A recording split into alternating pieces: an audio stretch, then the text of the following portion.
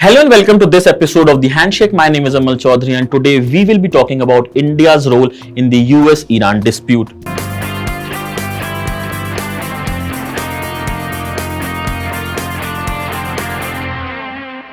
3 lakh crore rupees were wiped off the Indian stock markets on Monday as investors in the subcontinent mirrored their peers across the world, exhibiting fiscal anxiety against the rising threat of another war in the Middle East, this time against Iran. US-Iran relations have never been amicable, at least not in recent memory. But perhaps not since the 1979 hostage crisis have the two sides been so close to war. The US's killing of Quds commander Qassem Soleimani was no ordinary extrajudicial strike on a terror designate. Soleimani is viewed as a national hero in Iran.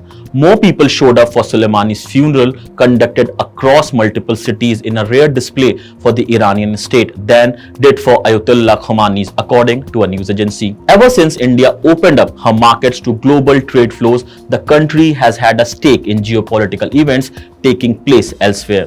Non-alignment grew less practicable following the liberalization for the simple reason that some allies have more of a say in the Indian economy than others. The United States was India's top goods trading partner in 2018-19 with a trade surplus of $16.8 billion in India's favor. Through agreements like LEMOA and COMCASA, India has moved closer and closer towards reaching the status normally associated with NATO allies, sharing both communications protocol and military bases with the world's foremost superpower. There is, however, a catch to any friendship with benefits that takes place with the United States. In India's case, the country's good relationship with Iran is the weak link. Trump has long pressured India to end its oil import from Iran, a concession India finally delivered on in August.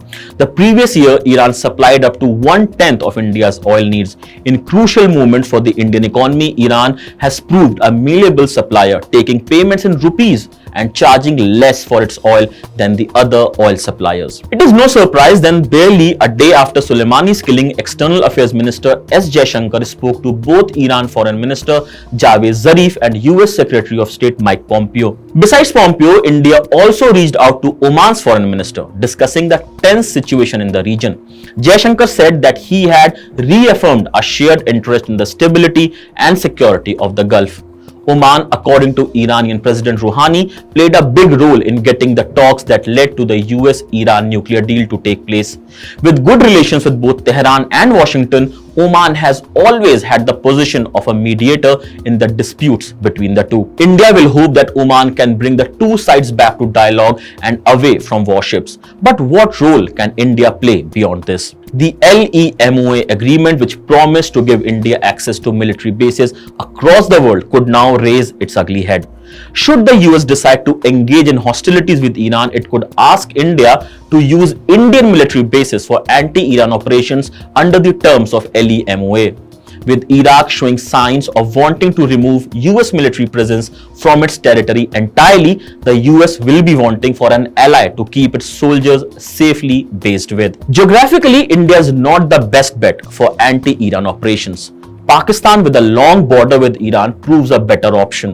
While Pakistan has vowed to remain neutral in the conflict, whether it will be able to is another question. And India of the old ways of non-alignment would refuse to take a side, guided by the philosophy that there is no right answer to the wrong question. But with economic targets measured in dollars, India knows that the relationship with the US is more crucial to its survival than the one with Tehran. So this is it from this episode of The Handshake. For more such videos, keep watching MyNation.